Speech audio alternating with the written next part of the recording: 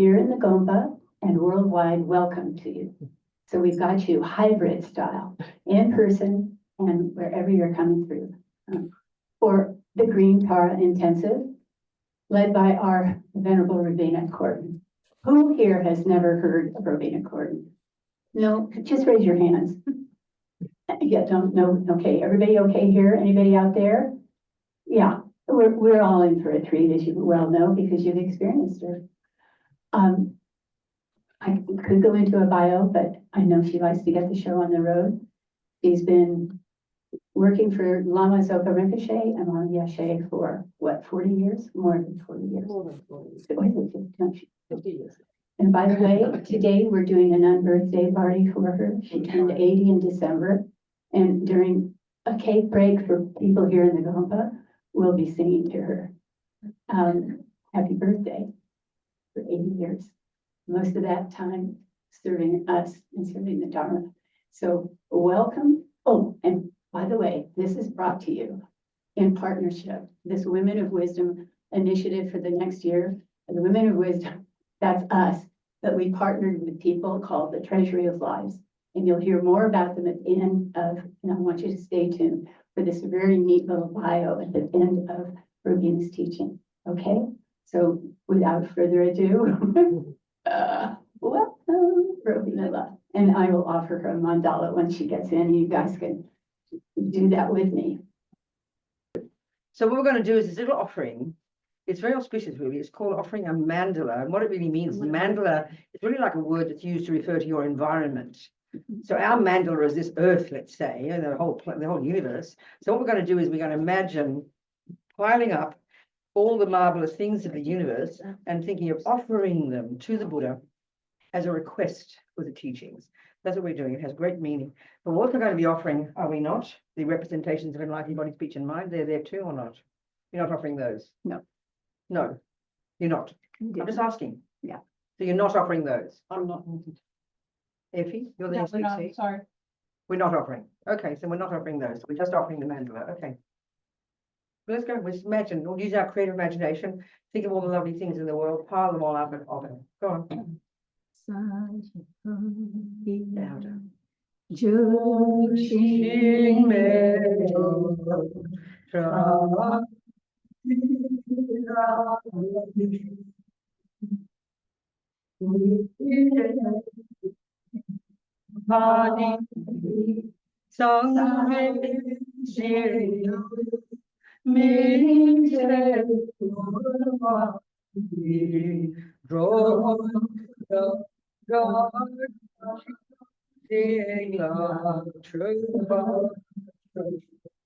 Idam Guru, imagine Buddha happily accepting our offering. Idam Guru Ratna Mandala Kami. Okay, so we now do this other little prayer, which is expressing, for those of us in the room who already feel we identify with Buddhas, being a Buddhist, it's reiterating our reliance on the Buddha, the Dharma, and the Sangha. And the second two lines are the really important part, really. It's expressing, the Lamas would say, stating our motivation. We don't talk that way. We'd say probably stating our purpose. Why are we here, you know? So we're going to make it an altruistic purpose, a big purpose, and that's expressed in the second two lines. It says, so the first two lines, we'll say the first in English. So we're saying, I go to refuge, I rely upon, until I'm enlightened, the Buddha, the Dharma, and the Sangha. And the second time, by the merits, which means by the virtuous karma we create from listening to these teachings, may I become a Buddha, no matter how long it takes, in order to be of benefit to all other sentient beings. That's our motivation, that's our goal. Okay, that's a long-term goal. So we sing two more times in Tibetan. Sangye chodam soke choknam la jangsho badu dagni kyap suchi dagi chunyen gi personam ki drola peche sangye rupa shok Sangye chodam soke choknam la jangsho badu dagni kyap suchi dagi chunyen gi personam ki drola peche sangye rupa shok Sangye chodam soke choknam la jangsho badu dagni kyap suchi Dagi chunyen ki personam ki drola peche sangye rupa. Okay, so let's talk about this practice, Tara. So to understand it, we have to see it in the framework of the entire path. It's so important, I tell you, because this type of practice is like, if you use the structure I like to call the Lamrim in the 14th century Lama Tsongkhapa language, they call it the teachings and practices suitable to the disciple of the least capability. Well, let's call it junior school, you know. Then there's the teachings and practices suitable to the disciple of the middle capability. Why not high school? What do you call it in America? Then you got the teachings and practice suitable to the disciple of the greatest capability, and that's all about compassion and bodhicitta, and that's, if you like, university or college. And then you've got postgraduate. Well, Tara and it's Tantra, that's postgraduate. So it's obvious if you're going to come to a class that talks about physics, you've got to know where it fits in the picture, doesn't it? You've got to start with 1 + 1 is 2, you know? It's really crucial to understand that. It's part of the progressive stages of practice, you know? So this doesn't mean we can't practice Tara immediately. And this is what Lama Yeshe very kindly, so kindly, when he first met his mostly Western students, later on from all the countries. The very beginning was the hippies who came to Kathmandu, for some reason searching at the same time for drugs and enlightenment. Lord knows why we thought they came together, but we did, you know, it was so weird. So anyway, Lama so kindly, his first main students, you know. So Lama, when he first started meeting these Western students, it was his very first students, actually. And somehow both he and Lama Zopa Rinpoche, when they Lama came out of Tibet in 1959, and in Rinpoche, even though he's from Nepal, was Sherpa, he was in the Tibet, just near the border. He was there for a while, and so he had to escape as well. And he came via Bhutan, and they both met in North India, where they were all sent when they came into India in 1959, early 60. This dreadful place that used to be a constant, Lama Zopa would call it a concentration camp, where all the British would then, you know, that when they were there, when they would be imprisoning all their enemies, you know. So it was a horrible place. And for the poor Tibetans coming from the high mountains down this low place, I mean, they were sick and dying every day. It was so shocking, you know. So they both met there, where all the thousands of lamas and then monks were sort of hoarded there at the very beginning, when Mr. Nehru very kindly accepted the Tibetans. And that's where they first met. So one of their mutual teachers, Geshe Rabten, Lama was one of his students, and so was Lama Zopa was sent there to study. That's where he first met Lama Yeshe. He was 10 years younger. Lama Zopa was about 15 at the time, and Lama Yeshe was about 25. He was from Serajay in Lhasa. That's where they first met. And then they sort of stayed, and he stayed with Lama until Lama passed away in 1982, who was his main disciple. So then they were in Darjeeling in about 1966 or something, and they met their first Western students, their first non-Tibetan students. And even by that time, already it just seemed, it was kind of, they were prescient enough to realize they needed to learn English, you know. So Lama Zopa used to joke, say when he was a little boy, well, actually, he can't be too little. He must have been, he looked very little when he was 15. But when he escaped in 1959, he was 14 or something. He looked very tiny. So when he tried to start to learn to meditate. So he sort of sit there, and he said he'd fall off his bed. You know, he didn't know how to meditate really. Then he started thinking he should learn English. I mean, they just must have realized it was important, you know. So he started, because they memorized things in the monastery. So he started memorizing Time magazine and memorizing the dictionary. It was very funny. It didn't work, he said. And then also Lama Yeshe. So at some point, Lama Zopa had TB, like a lot of the Tibetans. So Lama took him up to Darjeeling, where a lot of the Tibetans had gone to after they escaped. And that's where in about 66 or something, or 67, they met their first student who wasn't Tibetan, this Eastern European woman called Zina. She'd been living in America. And she was really into the Dharma and met the two Lamas, and she became their first student. And then in about 69 or 68, 69, they went to Kathmandu, and that's where already the Tibetans had been gathering around the stupa there, you know. Yeah, that's about 10 years after they'd escaped. So that's when all the Westerners started coming for drugs and everything. That's when they started meeting Western students. So Lama Yeshe somehow at this point, his English, I mean, even after that, in 70, 71, 72, and I have to edit his teachings, so I'm familiar with those teachings, but even later in the 70s, his English was completely chaotic, you know. I think most of us wouldn't have the courage to talk like we'd be embarrassed to say it wrongly. We'd learn all the right grammar and everything. But he had this chaotic grammar, I can't tell you. But the quality he had, that I can't stress how important it is, was he had the ability to speak in a modern way. And you've got to understand, Tibetans were literally, how they talked was exactly the same as the way they talked in the medieval days. Exactly the same. They created in the 8th century, they created their own language, you know. especially for the Dharma, especially philosophy. So that's the language they talked in, which is exactly the same as a thousand years old, you know. So even when Lama Zopa started learning English, I first heard my first teaching, it was so arcane, I couldn't get my head around the concepts, the structure, the terminology. It was so weird. But Lama had this incredible ability, you know, to talk in a modern way, talking directly to our hearts, directly to the mind. And the thing is, from the very beginning, he would start teaching tantra. He would start teaching like Tara practice. And that's very shocking in the traditional way.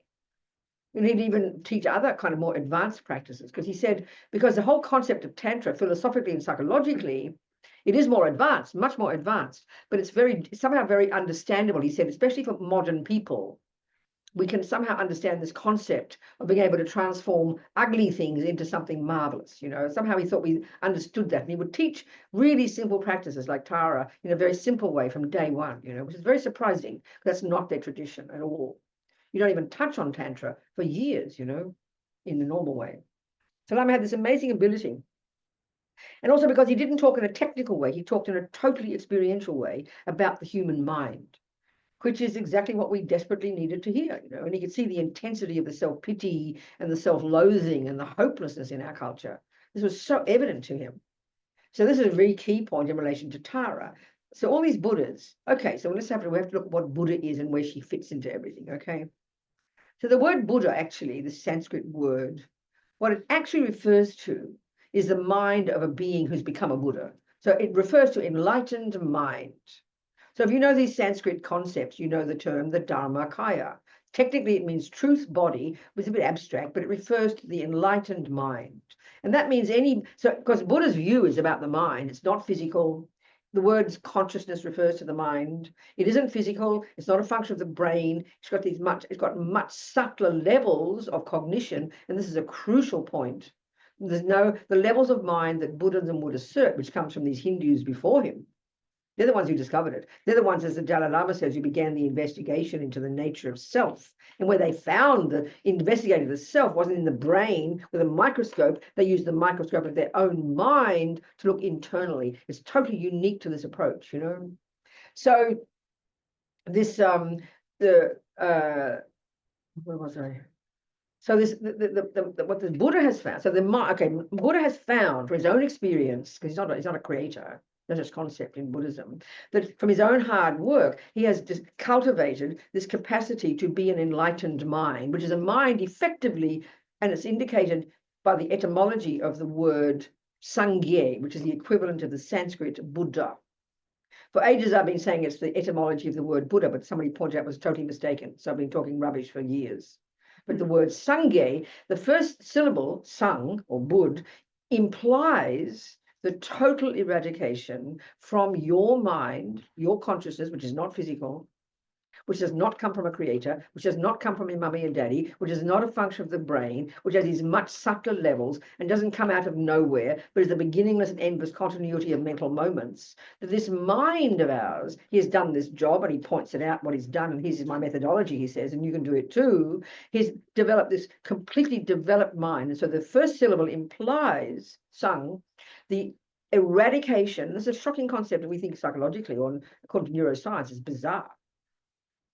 He has found that all the neuroses, delusions, ego grasping, fears and dramas and attachment and anger and jealousy and low self-esteem, all the nonsense that we are so familiar with, that we think is so normal that you'd be weird if you didn't have it. But the Buddha has found that this stuff is not at the core of our being, is adventitious, as they say, and can be removed. This psychologically is a very shocking concept, you know. You go to a neuroscientist and say, can you please give me methods to get rid of all anger, all ego, all nonsense forever? He will laugh at you. But it's not possible. You can't cut the piece of brain out. You have nothing left. But this is what Buddha's found. So this stuff is not at the core of our being, and we can be removed utterly. Then not only has he found that, but the sang ge, the second syllable, Buddha, ge implies the development to perfection of everything else in the mind. All the stuff that is at the core of our being, wisdom, compassion, kindness, love, all the goodness, all the positive states of mind. This is what he has found from his own direct experience.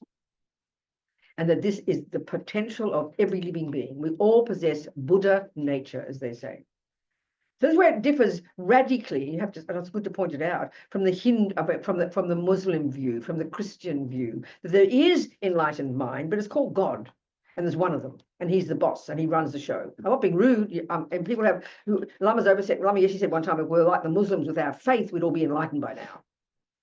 Nothing wrong with it, but having that view of a creator, but that's not Buddha's view. He says we don't need creating. It's not being shocking. But he says that energy of enlightenment, infinite wisdom, infinite clarity, infinite love, infinite compassion, that's the potential for everybody. That's what he's saying. So this word Buddha refers to that. So like I'm going to give you a little family tree, like a little graph, So the top word is Buddha, enlightened mind, Buddha. The actual meaning is that. So that consciousness, that mind, being not physical, think about it. When it's fully developed, when it's free of all the nonsense, it's free of all its limitations. Right now, we can't even see past our own nose. We don't remember most of today. Forget about a past life. We're like so limited in our capacity for cognition. When we develop this mind to be vast, and although it sounds cosmic, this consciousness literally will be existing wherever there is existence. How could it not be? How could something not physical be confined by space or time or matter? It's not possible. So enlightened mind pervades the universe, is infinitely wise, infinitely compassionate, infinitely powerful. That's the meaning of the word Buddha. Now that's fine for the Buddha, but us poor peanuts can't contact that mind. So out of compassion, that mind manifests in two kinds of bodies, the Rupakaya. And one of them is called the Nirmanakaya, or the emanation body. And that's indicated by, for example, Buddha back in India, 2,500 years, the human being. We say, oh, there's Buddha. But he was in a human form, the Buddha's mind in a human form, whom we could see and hear. We need that. And he was the teacher at that time. He was the guru. He was one who embodied a Buddha. We need that to be able to contact Buddha's teachings. We're not subtle enough to see the pure mind, That's the emanation body. And there's thousands of those. Now you have the other one, which is in Tantra, which is in the more esoteric teaching, in the Bodhisattva path, that there is known as the Sambhogakaya, or the enjoyment body.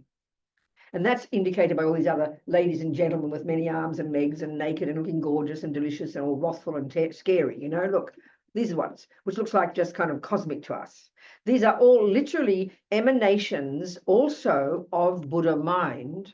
So if you look at Shakyamuni Buddha, look at what he represents. It's not just some pretty picture. He's actually symbolizing something. We'll have a look at Shakyamuni Buddha, looking behind me, isn't he? The statue. Mm-hmm. Look at him. It's totally peaceful, right? Completely subdued. So he's subdued his body, speech, and mind. He's totally harnessed the energy of his body, speech, and mind, totally disciplined, has wisdom and compassion. But that's the manifestation of the first stages of practice. Junior school and high school. You subdue your body, your speech, and your mind. And then you get rid of the delusions there. That's like the wisdom wing.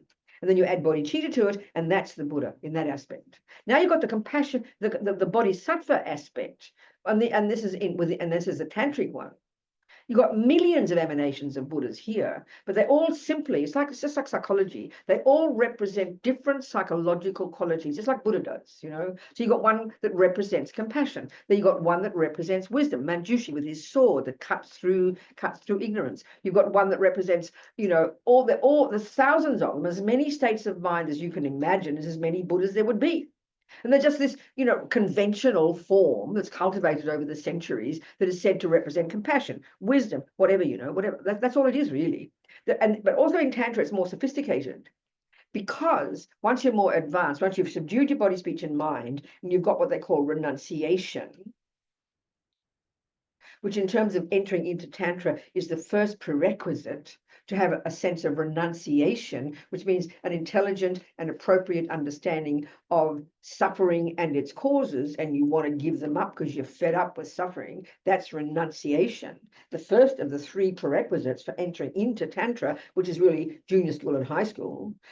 So that Buddha manifests that one.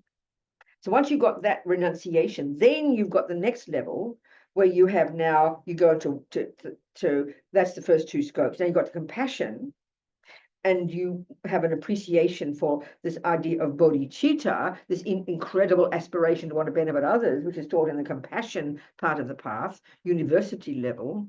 And then you've got the postgraduate, where here, now you've subdued your body, speech, and mind. Now you've got bodhicitta, the idea is, or at least appreciation of them. You're qualified to start really expanding in your practice, and you're able to now utilize even the garbage, even the delusions can be transformed onto the path to enlightenment.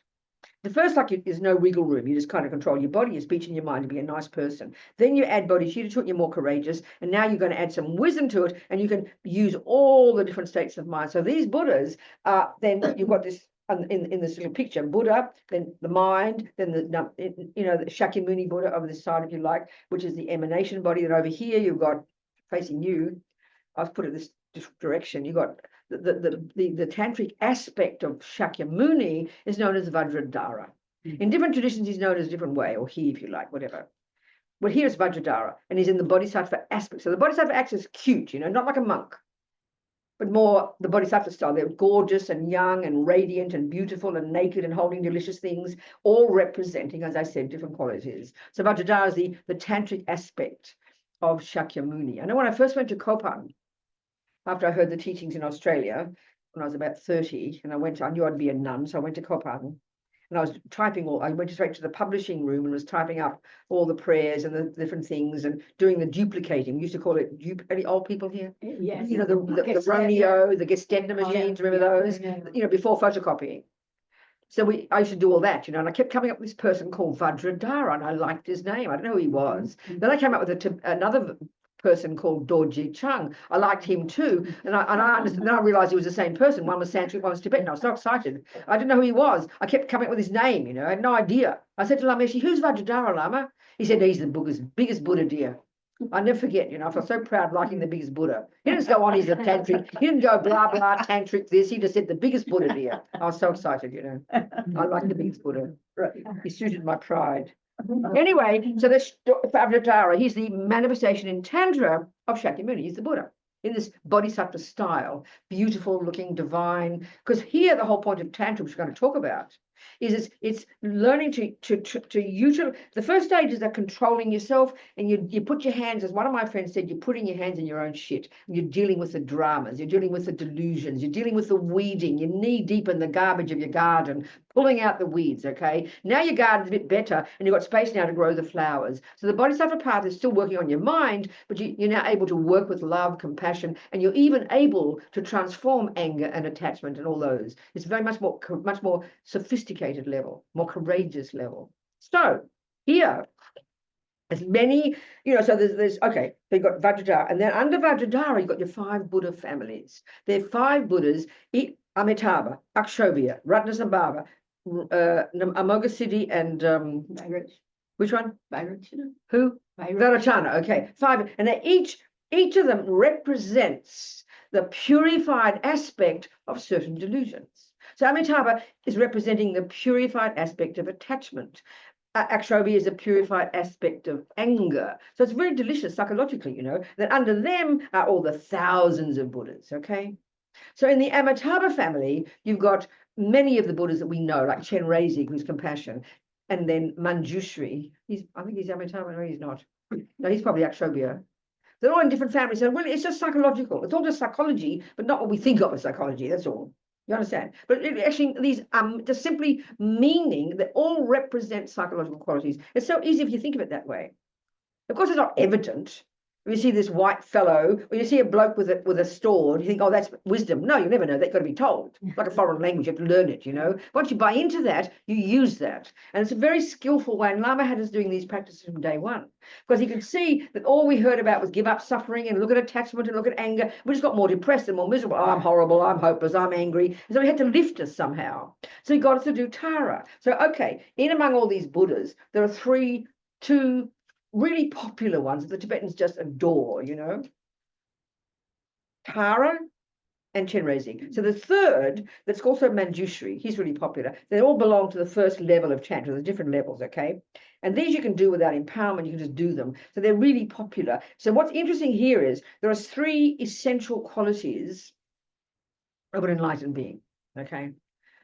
This is why I always tell this story. When I was in Melbourne a few years ago, where I'm from, and one of the people there on one of the boards or something, I'd been to school. We'd been to the same Catholic convent in the 50s, 60s, 50s.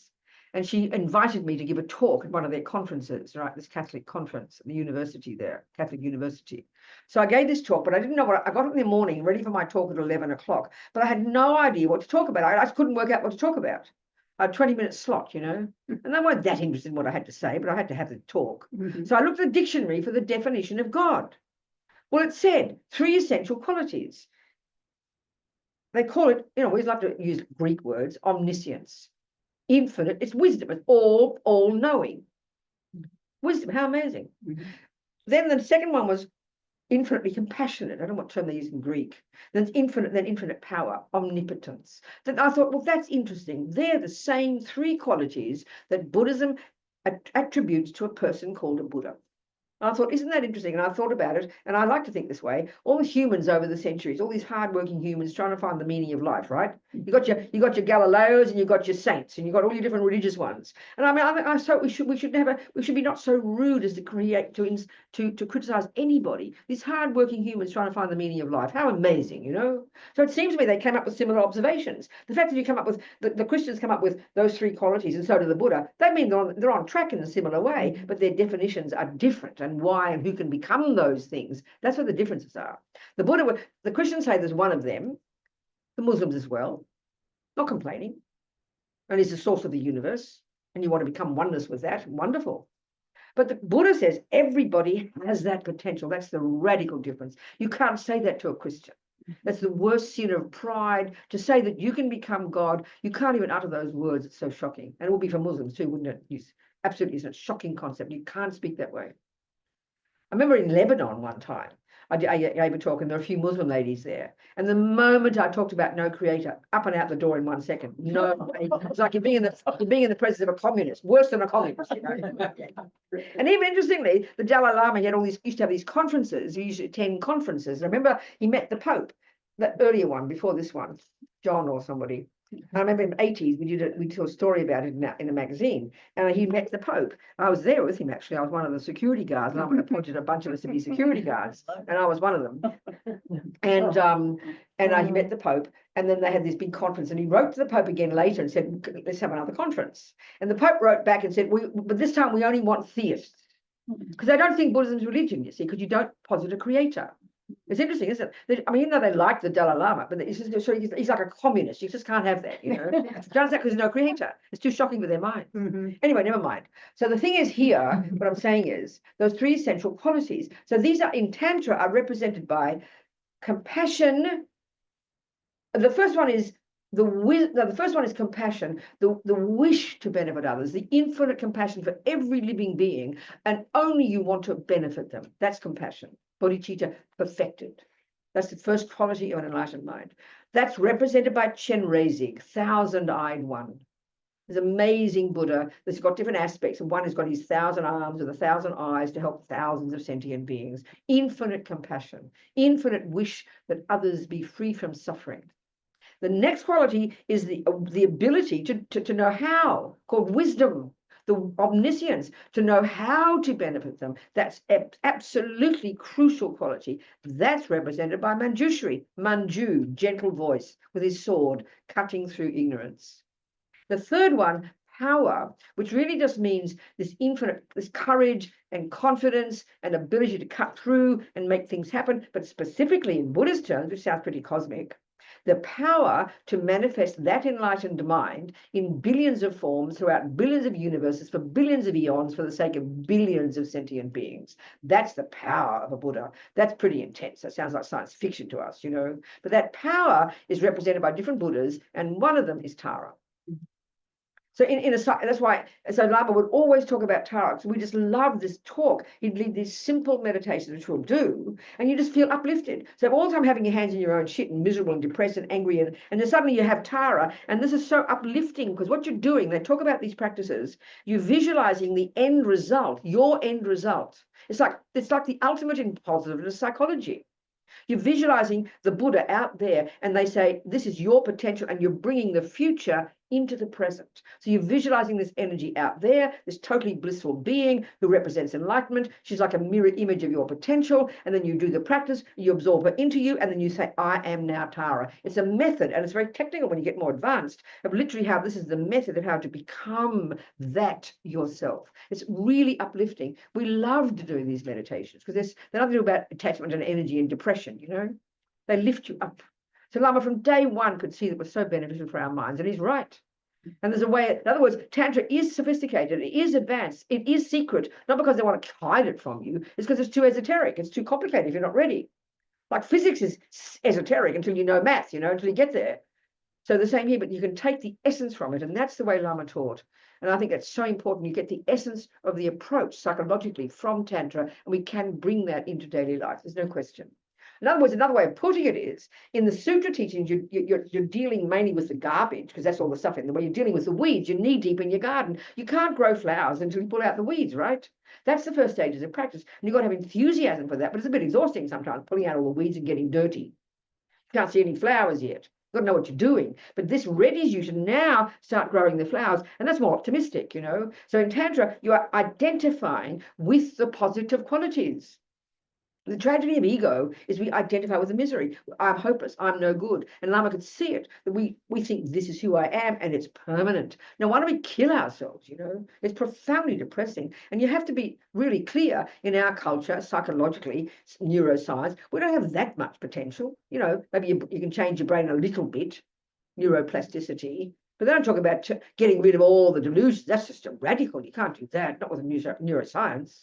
So this view is very uplifting, you know, and that's the benefit of it, even just in simple daily life. Of course, it's way more sophisticated in the, you know, an incredibly intense study. As Lama Yeshe says, Tantra actually is really technical. It's highly sophisticated, highly advanced practice. The greatest yogis are dealing with the subtler physical and mental energies and are able to totally work with it and utilize it. And that is literally advanced. We don't even access it, you know, but that we can take from the psychology and put it into daily life. And so what that means in simply ways, you're identifying with your goodness. So Lama used to joke and say, instead of walking around looking like a terrorist, looking all ugly and smelly, oh, I'm pathetic, I'm nothing, and you're thinking you're being all renounced by being smelly and ugly, you know, you make yourself beautiful. We think, oh, I can't do that. That's vanity. No, if you've got the tantric approach based on bodhicitta, you do it for the sake of others. You walk around looking beautiful. I mean, I remember Grace Kelly, I'll never forget, she said, of course I have to look beautiful. People have to look at me. And that's the bodhisattva approach, you know. So in the first stages, you're so caught up in your own misery, you don't even think you're supposed to look nice for other people. What a dumb idea, you know. And if you do look nice, it's only for your own sake because you're vain. But here, and this is the whole approach in the bodhisattva path. In the first stages, the main energy of all the practices is you are the beneficiary because you're trying to stop the suffering. You're being cautious, you're playing safe, you're living in vows, you're disciplining your body, your speech, and your mind. It's hard work. Once you got that down and you've got a little less neurosis, a little less self-centeredness, you'll be more spacious. And now you can start developing compassion. And the whole approach of the compassion wing, the compassion path, a bird needs two wings, wisdom and compassion. The whole approach there is what's best for others. Now, you can't run around doing what's best for others if you don't even know what's best for yourself. You're still miserable and hopeless. That's why the compassion wing is more advanced. And then on top of that is the tantric one, you know. So it's all very logical psychologically. We have to understand it, where it all fits. Do you understand? Understand, people? Are we communicating?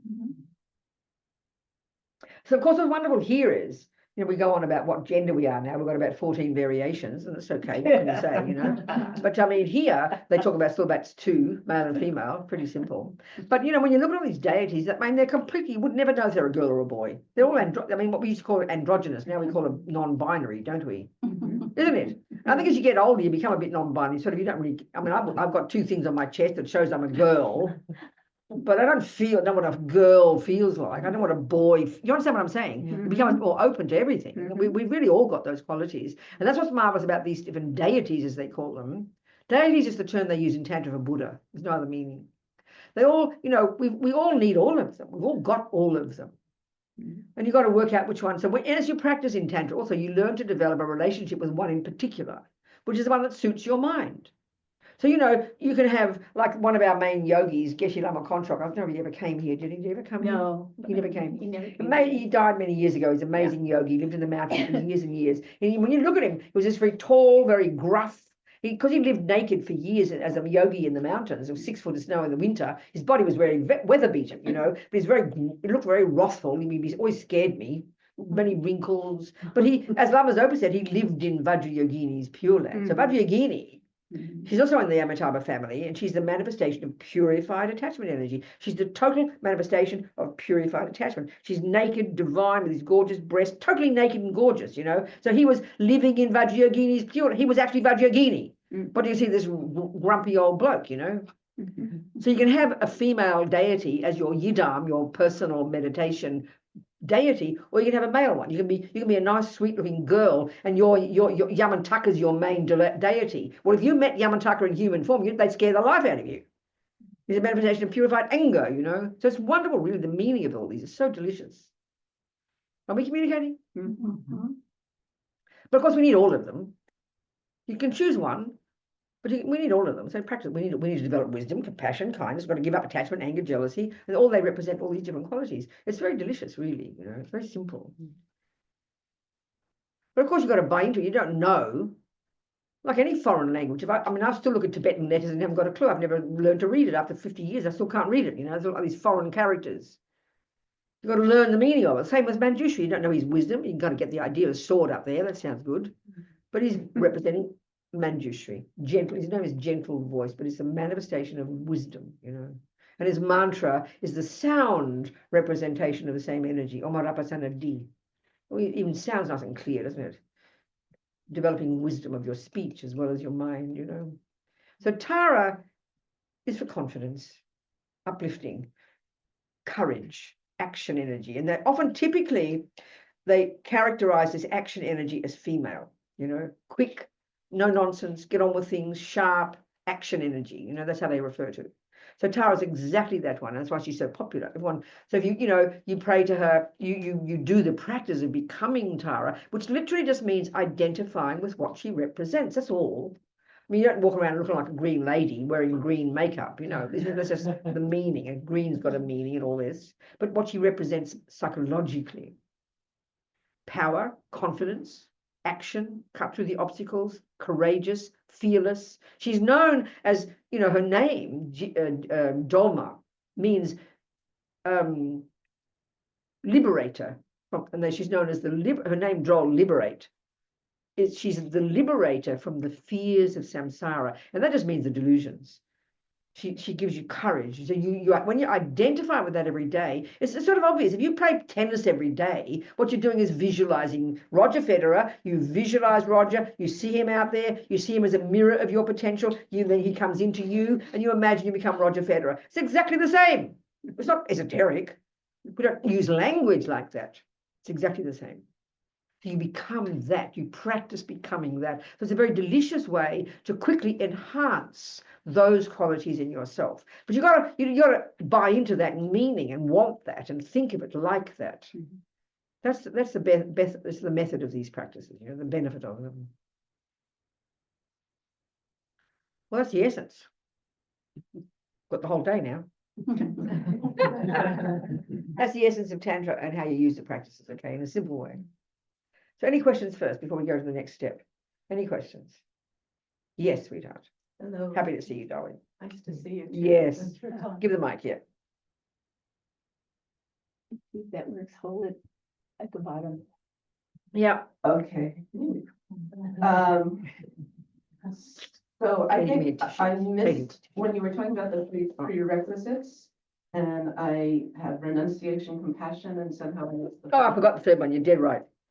Well, that's I think I'd like to go into those now. Go back a bit and look at the prerequisites and why these are important. Thank you. So the first one is indeed renunciation of suffering and its causes, which is the summary of the first of I call junior school and high school, or the first and second scopes of the Lam Rim. It's, you know, where Buddha lays out basically in his Four Noble Truths what suffering is and what its causes are. And so the wish to get rid of that is what we are attempting to get from this first stages of practice, which demands we have to get in touch with our mind and our body and our speech and understand what he means by suffering, and then see that and see the pain of it and want to be sick of it. We understand that. Like if you overeat all the time and you're so fed up with being obese or so fed up with being sick because you eat the wrong food, you've got to get to a point where you're sick of it and you want to give it up. So if you want to give something up, you have to know what it is and you have to know what the causes are. If you don't know the causes of being sick, you can never give up. You've got to know what the suffering is and what the causes are. That's the first two noble truths. So from this, you get this intense wish to go beyond suffering. You're sick of suffering. So that's the first lot. So that is established in the first two scopes of the Lam Rim. So the second lot, you now need an appreciation for, at the very least, an understanding of and an aspiration to accomplish. Actually, it's bodhicitta, the essence, the culmination of the compassion wing, the culmination of developing all the virtues. The culmination is a state of mind known as bodhicitta. It's not an equivalent of compassion. It's a result of practicing and perfecting love and compassion and the other virtues. So bodhicitta is this outrageous kind of paradigm shift in the mind, such that when you've got it properly, not just a moment of it, where only now, you've made this shift in your mind, where only now others are what arise in your mind. This sounds very bizarre. This really, in our culture, I think, sounds like mental illness. We have no equivalent, you know. The best you can have the equivalent is of saints. When you read about, I know as a Catholic, I love reading all about the saints, you know, but that you never aspire to be a saint. Somehow you felt that God made you that way and you couldn't become a saint, you know, but you loved the saints. That's exactly what a bodhisattva is. These outrageous people over life after life who've been practicing these stages and have now achieved this incredible bodhicitta, not of just a moment of it, a flash of it, but a genuine realization. This shift in the mind is pretty incredible. So an appreciation and respect for and an aspiration to accomplish that is the second prerequisite. And the third one is wisdom, the realization of emptiness.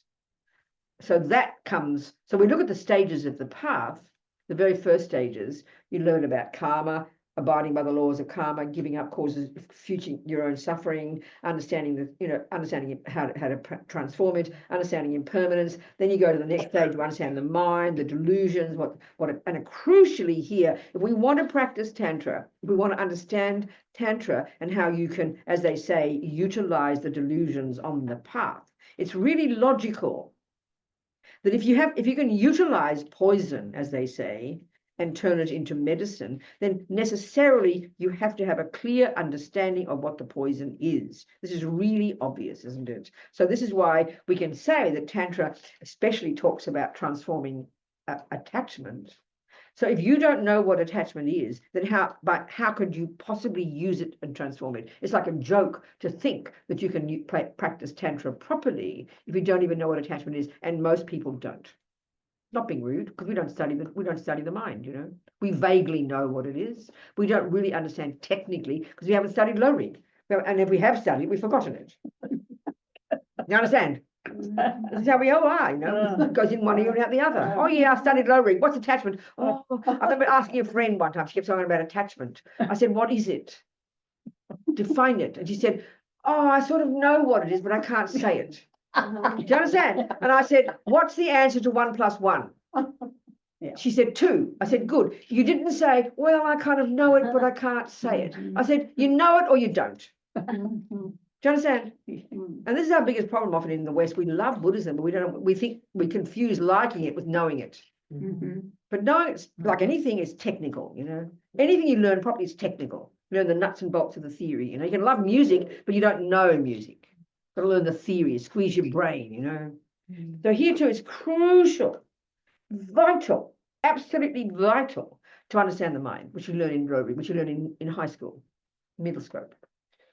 So that's how you get. So if you don't know what attachment is, and you can't distinguish it from the virtues, and if you don't know what anger is and why it comes, if you don't know what depression is and jealousy and the others, if you don't know technically what they are in the mind, in this term, in the framework of this particular model of the mind, we're not talking Jung or Freud. You can study Jung or Freud. That's your call. Here we're calling Buddha, studying Buddha, his very clear presentation. Do you understand my point?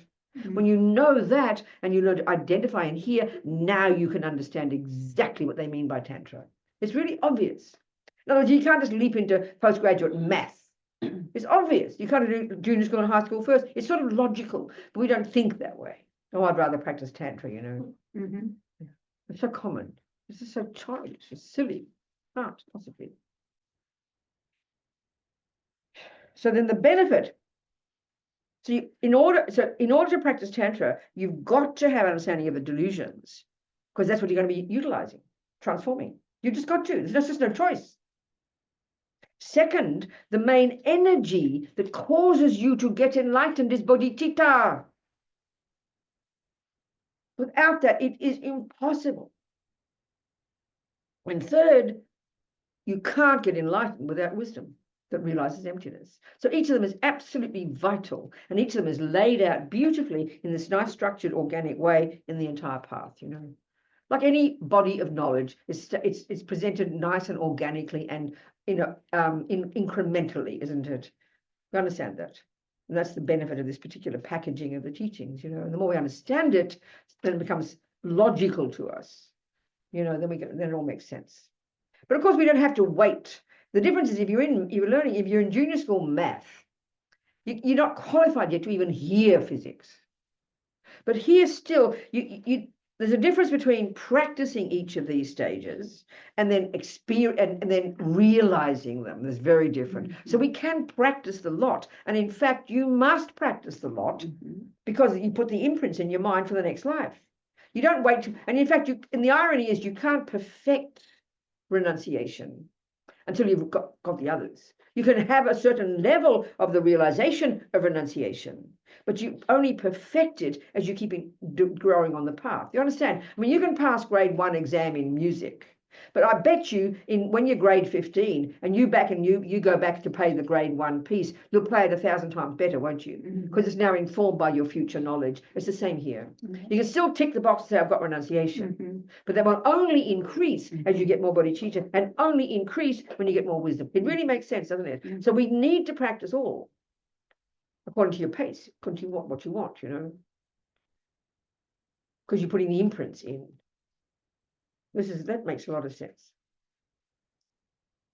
Okay, so let's understand the first stages of the path. I'm sorry, can I just ask one? Yeah, look, let's ask questions. I'm sorry. Yes, so I'll beg your pardon. Yeah, so the third one is wisdom. So then, beg your pardon, I didn't finish even your question. Sorry. Just a quick one is, so in the text that we were sent, it's very much, the first chapter is very much first person. Is that Lama Yeshe? That's perfect. It's good, darling. It's Lama Yeshe. Yes, exactly. That's the first chapter. And that's Lama speaking in this wonderful way, exactly as I'm saying. If you read that, you'll get exactly what I mean. He tells us exactly the essence of the approach of Tantra. It's so encouraging. So my introduction to Buddhism altogether was immediately going to a Green Tara empowerment. Oh, was it really? How amazing. Yeah. How blessed you are. Because that was kind of what had drawn me to it. But Yeah. I then also feel like with what you're saying of like not having the background. Yeah. Well, that's fine. You still that shows you've got a karmic connection with the path. Many people do that. But then if you want to go further with it all, you need to study everything. Of course you do. But you've been doing that all these years, haven't you? What have you been doing all these years? You've been practicing. I asked myself that question. But you've been practicing the best you can. In a manner of speaking. All of us, in a manner of speaking, we're practicing. That's good. We rejoice. Okay. So let's look at the first scope. Okay, thank you. It's very helpful. So let's look at the first one. Okay, any more questions? Online, anybody? Sweetie Pies, anybody online? No? Okay, people. All right. So now let's look at the first scope. And this is even before the mind. Here we've got to look at karma. The essence of the first stages of practice are really karma, okay? And in order to understand Tantra, you have to understand karma. It's just so logical, because that's where Buddha lays out the nuts and bolts of his view about the world and who we are and what is a person and where we come from. And that has to be, and if without karma, Tantra, without understanding karma, how we go from life to life and changing shapes and forms based on our karma, how in the name of heaven can you turn into some green lady? It sounds like a joke. It sounds hilarious, in fact, you know. So you've got to understand karma, the nuts and bolts of it. So let's do that. Okay. And it's repeating what we've all heard 1,000 times, but we need to keep hearing it. This is the fundamental point in Buddhism. This is the absolute foundation, the utter basis, his view of what the universe basically is, what it consists of, and what makes things work. So of course, if I'm Christian or Muslim, this God, no concept like that in Buddhism. That's the point. He's observed from his own experience that there are trillions and trillions of minds, consciousnesses. He's observed that these minds are beginningless and endless. They're all the product of the law of cause and effect. And just necessarily, right there as a theory, if you say something is the product of cause and effect, how by definition can you ever find a first cause? And this is a really good point for all of us, because we all think there has to be a first cause somewhere. When did it all begin, we say? We assume there has to be a first cause. Christians Catholics anyway, have very extensive teachings about how there in fact can be a first cause, and they of course call that God. Well, Buddha would just say it's just not viable. I mean, the teachings on it are really extensive, he's not just being clever, he's not just being argumentative. He's showing how logically there can't be. Even the universe, the same. So basically, if you like to look at it this way, the universe, as far as Buddha is concerned, consists of precisely two things. Matter, and the matter is made of the four elements. We used to talk that way in the medieval days, and our Galileo and that mob talked about the four elements. But not now, we've got millions of them. But the four elements, that's matter, and then there are minds. So in the Vajrayana model, tantric model, they talk about how, this is very tasty, and this helps us understand how we get to Vitara. I'll explain. It also explains how you can become a hell being. It explains that basically all minds, these non-physical entity, this continuity of mental moments going back to beginningless time, which sounds beyond hilarious to us. We can't get our head around it. And then are also endless, never ending. All these minds, according to the tantric model, according to the Vajrayana model, which is actually the basis of the Tibetan medical system, which is vaguely similar to the Ayurvedic system, to the Chinese, one, vaguely. It's more old-fashioned approach from our world, that all minds are inextricably linked to their own set of the four elements. So the Vajrayana model, this is now not junior school, this is leaping up to Tantra again, but I find it very helpful. You've got gross body, which is this bag of bones, and it is inextricably linked to gross consciousness or mind, and that's your sensory consciousness, your eye consciousness, that part of your mind, which is not physical, that functions through the medium of the eyeball and all the bits and pieces that enable you to have a cognition of, of shape and color. Ear consciousness, nose consciousness, taste consciousness, tactile consciousness. The five sensory consciousnesses are the grossest level of our mind, and they work hand in hand and inextricably linked with the gross body. We can see that. Then you've got, that's all we posit in our world. So by the time you die, you get to the fourth stage of the 8 stages of death. That's when you're ready for the body bag for our culture, because it's no longer a sign of breath or brain or the heart, is it? So we think we're dead. But now the subtle consciousness is still there. And subtle consciousness is your mental states. Okay, we access them even in this gross body. Some level of them are very limited. But all our mental states, and we know there's trillions of those, thoughts, feelings, emotions, unconscious, subconscious, and these much subtler levels of our mental states that we can access in single-pointed concentration. And certainly in Tantra. So the mental states, this is where we have the subtle mind, as they call it, but we're also inextricably linked to this, as they call it, the subtle body. What it means is there's various components of this subtle physical energy, and that one is the 72,000 subtle channels of this subtle nervous system. They call them subtle channels, 72,000 from the tip of our head to our toes. And there's a central channel, 2 side channels, and all these millions of other channels, right? And there's a very deep, goes into great detail, especially in Tantra. Lama Yeshe's book, The Bliss of Inner Fire, which is the more advanced tantric teachings, he talks about it there. Very, very nice to read about it, okay?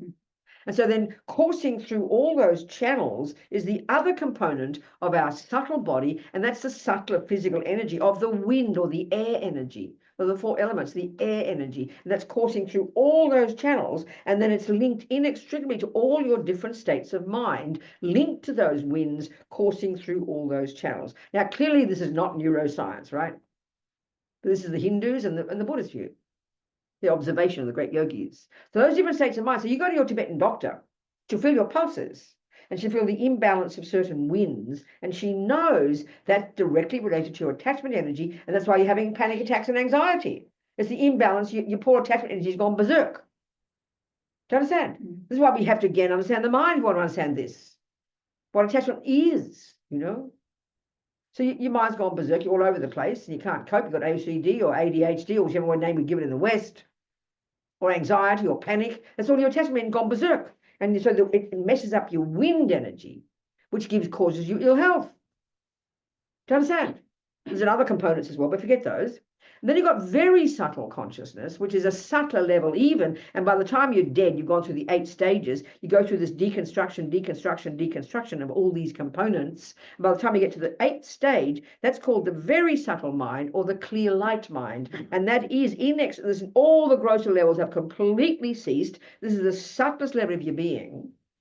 And it's inextricably linked to this very subtle wind energy. And this is like one entity, inseparable, but they're the basis of the body and the basis of the mind. So then that based on karma, you're all programmed by your past karma. By this point, before you even stop breathing, your karmic, like in our case, our past life, by the time we started dying, before we even stopped breathing, the karmic seed of our past non-killing was triggered, which became the cause of us finding our way to our present mummy's human womb a few weeks later. Already that's programmed before you even died in the past life. Our non-killing karma was triggered. And that's why we have to understand karma and all these things, right? So then you die, you go through this process, you go to the very subtle level, and your virtuous karma has already been triggered, programmed to go to that new mummy, and your other tendencies and everything else. Then you leave the body, and for a while in this intermediate state, which is like a subtle level, just like a dream state. And then when mummy and daddy hop into bed, you go running. Off you go again. And those subtle wind and subtle air, subtle wind and subtle mind, program with all your karmic imprints, then takes a new body and you grow into this new person now. And so it goes on life after life after life. This is fundamental to the Buddhist approach to life. This is including the Vajrayana model. Do you understand, people? Clearly, it's not neuroscience, obviously. It's a different model altogether. So that's not taught in the beginning stages. I'm just mentioning it here because I find it very helpful. And even this is very helpful too. This really can explain karma a bit. We'll go into karma in a second, and this helps. Lama Zopa said one time, you hear certain things in the karma, it really helps you join the dots, you know. He said, let's just say, because Buddha says everything happens in our mind, stays there. It leaves imprints. It leaves imprints, karmic imprints, qualitative, and also just simply stays in the mind as a memory. Nothing goes astray. Every second we have a thought, it does something. It's not just meaningless. So what happens is even a thought of anger, first that grows the habit to keep being angry, so you get better at it. But what it does simultaneously is it pollutes the wind energy. And that polluted wind energy then manifests later as literally at the grosser level as ill health. That's how we get ill health. That's why by saying, so by purifying at a subtle level, by saying mantra, that purifies the wind energy. That can also clear your health up. It's logical, So not even just that. So first, the anger just pollutes your mind. Then it pollutes the wind, which then manifests as gross ill health. And then long term, over many lifetimes, that impacts upon the external elements, and that creates the cause for you to be born in garbage dump environment. We literally, from the karmic point of view, create the universe. This is how technically it happens. So let's look at the simple principles of karma. Buddha's view is his observation from his own experience. He didn't make it up. He's not coming from revelation. It's not on high. He's not speculating. He didn't have a dream or a vision. He's telling you what he's seen with his own intelligence. That this law of karma, a natural law, and I have to always say this, I think it's so important for us to spell it out. They don't speak it like this in the Lam Rim because they're talking to the choir. The people in Tibet, when they started hearing Dharma, and as they kept going, and by the time Tsongkhapa came along in the 14th century, for 700 years they've known about karma. The view of karma is in the bones of their being, just like science is in the bones of our being. You understand my point? So they don't have to explain it, but we need to explain it. We need to really spell it out. And it's a major mistake we make, because when we hear the Buddha say, negative karma causes your future suffering and virtuous karma produces your future happiness, all we hear is the suffering one for a start. And then we go, oh, you mean I'm the blame? You mean I'm bad? And all we hear is as punishment. Now, if I'm a Christian, I'm not being rude here. I always say this, and it's really important to hear this, I asked this Catholic priest one time, my friend, by definition, what is a sin? Meaning, why is killing wrong? Why? Don't just say you shouldn't do it. He says, because God said.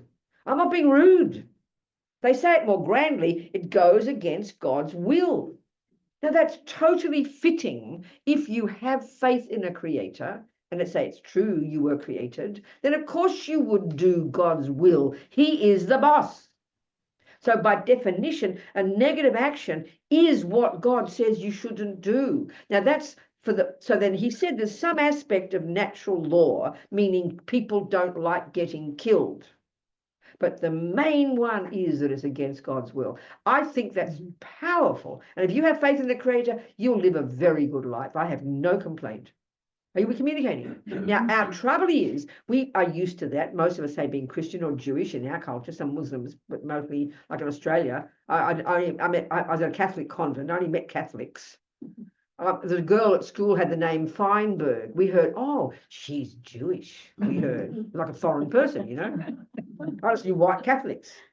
I didn't know anybody else in 1950s Melbourne, you know. Do you understand? Anyway, whatever. So we're used to the Christian view. So, of course, as soon as we hear karma, we just think he sounds like a fundamentalist Baptist. You're going to go to hell for eons. Someone's going to punish you. So we can't help but hear it as punishment and reward. It's so deep in our being. And that's the dualistic view. It comes from out there, you know. Now, if you're Christian, it will be true.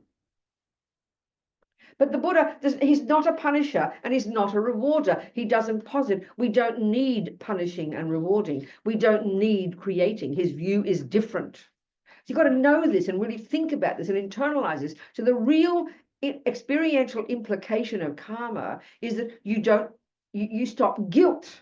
Guilt is, oh, I'm a naughty girl, I'll get punished.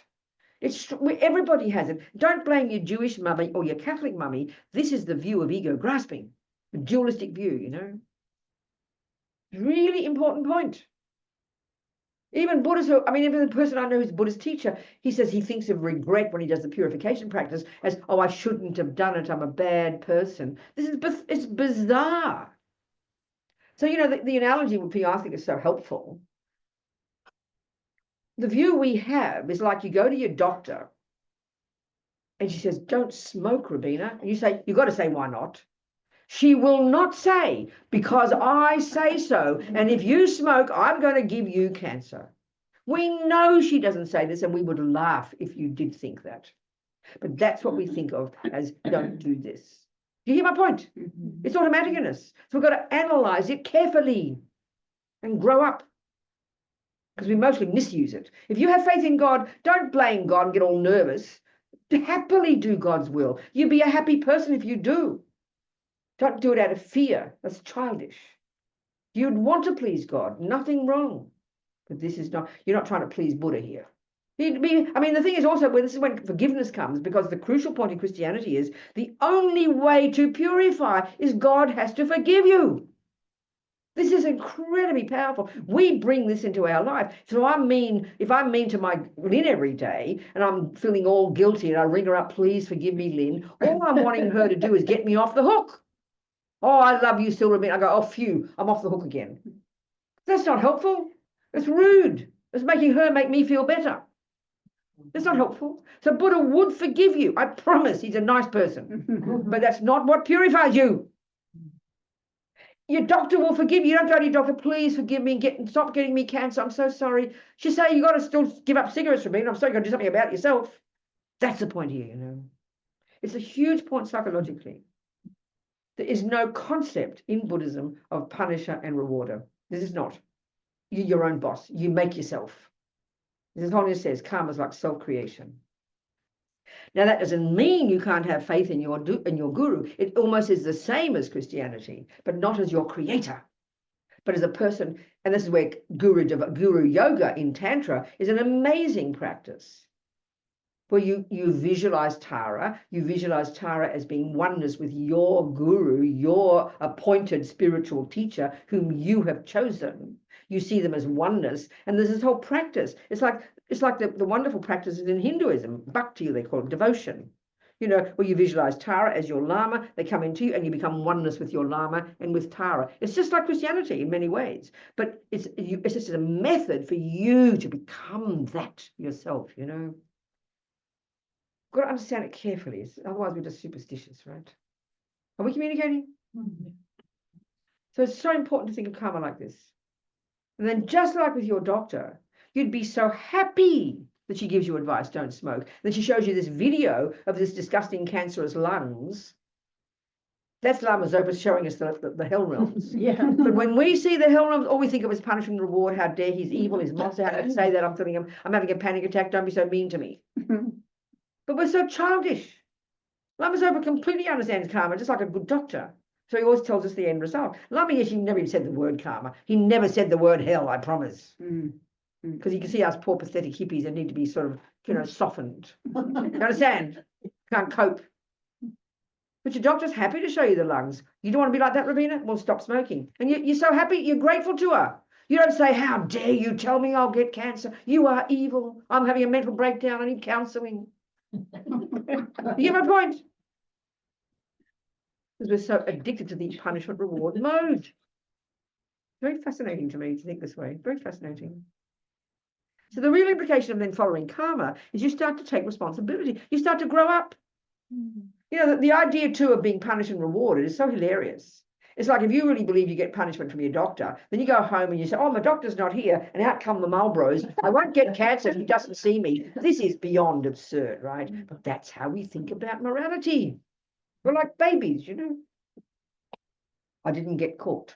I got away with it. It's quite deluded and quite infantile, but that's how we are. So the karmic one is profound, actually, if we can really take it on board. And then you feel empowered. And what it means is by abiding by the laws of karma happily, you need the instructions. Look how we are with nutrition. We are all geniuses at nutrition. We know exactly which food, how many calories, how many this and vitamins this. We are so brilliant because we know we want the benefit. Same with karma. That's mental nutrition, I promise. Do it with that type of attitude, you become more empowered, you become more self-confident, and you lessen your guilt, you lessen attachment, you lessen anger, you become more grown up. Do you see my point, people? We've got to learn about karma too. You know, if I don't know botany and I point out a garden and I say, what's that? Well, you just say, oh, it's botany. No, I say, point out a weed. And I'll say, why? Tell me about, oh, no, it's botany. Can you explain it? No. What good is that? You got to learn even the basics of botany before you plant a seed. Same with karma, you know. So what are the principles? Let's go through them roughly. This is not as if it's not technically tantra, but it informs it. Do you understand my point here? So, okay. Roughly speaking, the concept of karma is that every single millisecond of what we think and do and say produces the person we become now and in the future. It's the best way to put it. And not only that, it produces our experiences and even the way the environment impacts upon us. It's the simplest way to put it. So then the next level of detail is every negative action that we do produces suffering. And what a negative action is by definition is what we do with our body and speech, informed by a delusion. That sows a seed in the mind that will ripen as a future suffering rebirth, as a future tendency to keep doing it, as an experience similar to it, and as an environmental result. That's it. And virtuous the same. So then you think, okay, do I want happiness in the future? Do I want flowers in my garden in the future? Then what's the method?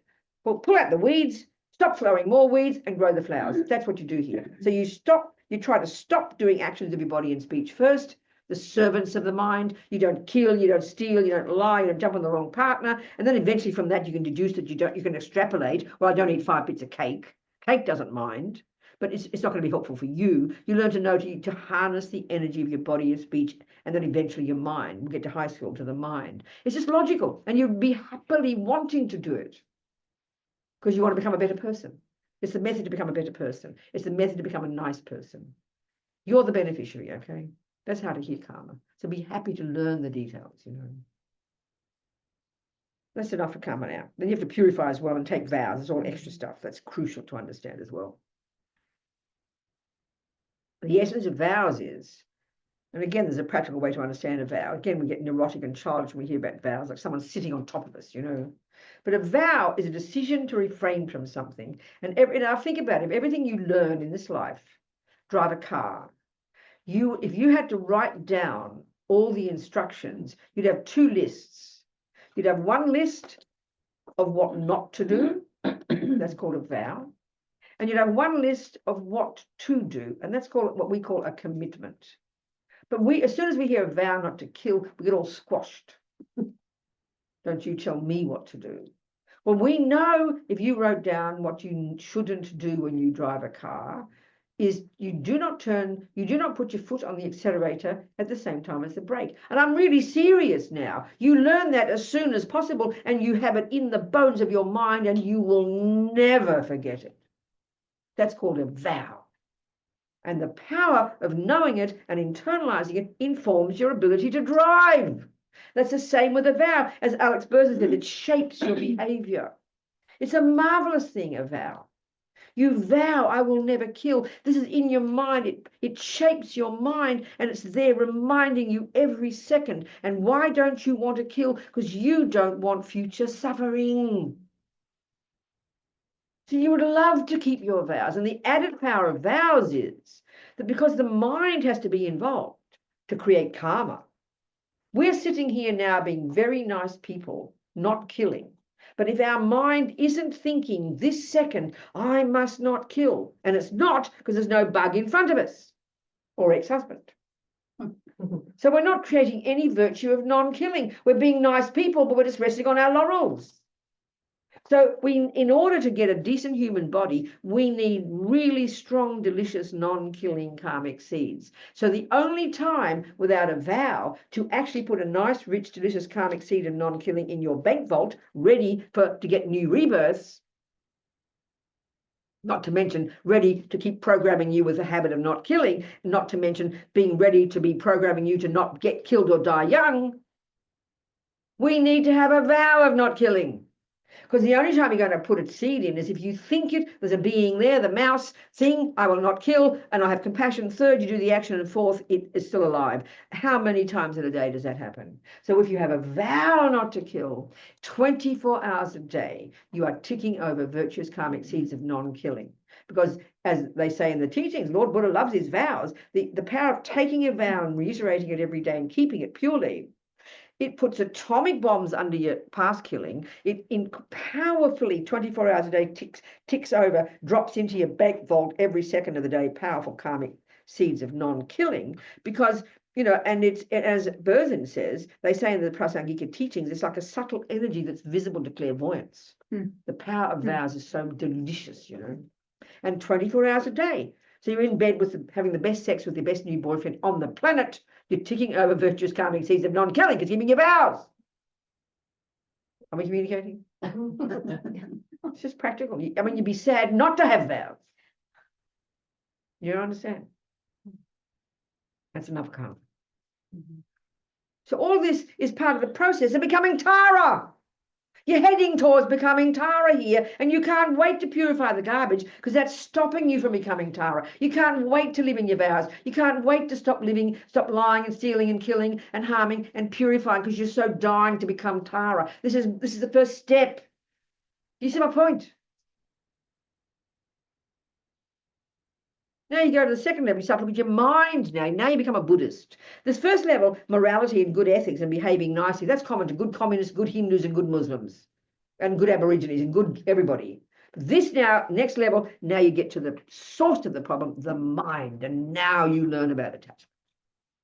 Now you learn. Effectively, for Four Noble Truths, for Lord Buddha, effectively, attachment is the main cause of suffering in daily life. Actually, we all know the root delusion is called maripa, ignorance. But effectively, attachment is the main cause. So if that's true, we had better learn to know what the hell it is, you know. Well, it's, you know, this is where, so it's like, okay, bare bones about the mind, okay? Mind is not physical. So the epistemological model of the mind we will learn is extensive and marvelous and delicious, but I'll talk two simple points here. the way the mind functions. It's not physical. So there are two ways it functions. One is sensory consciousness, and the other is mental consciousness. They are utterly different, but almost impossible for us to distinguish, but they're totally different functions of the mind. And it's crucial to understand this difference. And I use the same example every time to distinguish the difference. So I will say, I'll pick up this thing over here, and you'll hear the words come out of my mouth. Look at those lovely roses. Won't I? I'll say that, won't I? Let's say. So we naturally all assume that my eyes are seeing what a lovely rose. But no, that's not possible, technically. The sensory consciousnesses, each of the 5, is actually profoundly limited in their capacity for cognition. They're totally limited. But as Lama Yeshe says, we make the body the boss. Our sensory experiences totally dominate our lives, which is utterly inappropriate. Because even in our culture, we only think we're the body, isn't it? So eye consciousness, actually, the 5 senses are limited. So the objects of eye consciousness, you learn this in Lorig, the objects of eye consciousness are precisely 2 things: shape and color, and that's it. Shape and color. So it's obvious you must ask the question, then which part of my mind is cognizing pretty roses? It's obvious. We must ask that question, right?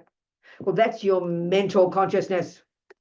So what happens is, and I mean it sincerely, quicker than Google, Lama Yeshe says in Mahamudra, the mind is so brilliant, it's like better than any computer on the planet. And they say that's really true when you access the subtle levels.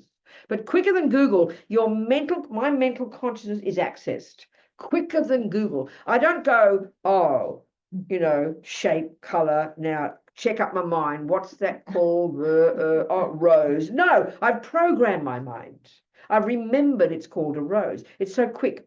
And even the way they talk in the epistemological model about how conceptual mind works, it's totally insane. You know how they say, it's so brilliant, every billionth of a second, you're having a mental state, it's all conceptual, I'm going to go into that briefly, that what's happening is, when I go there, my mental consciousness, what it does is first eliminates every single thing I have ever known, and that's referred to in this abstract way as non-rose.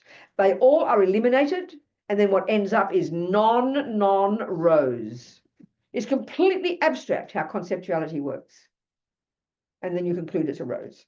That happens in the trillionth of a second. It's like insane. It's so bizarre. It's utterly fascinating. I think Western science would be so delighted to study it, except they've got to posit that they're not discussing the brain, It's fascinating. So anyway, the mental consciousness, that's where the workshop is, as Lama Yeshe says. That's where the thoughts and feelings and emotions and unconscious and subconscious, billions of it from countless lifetimes. But of course, we only access a few of it.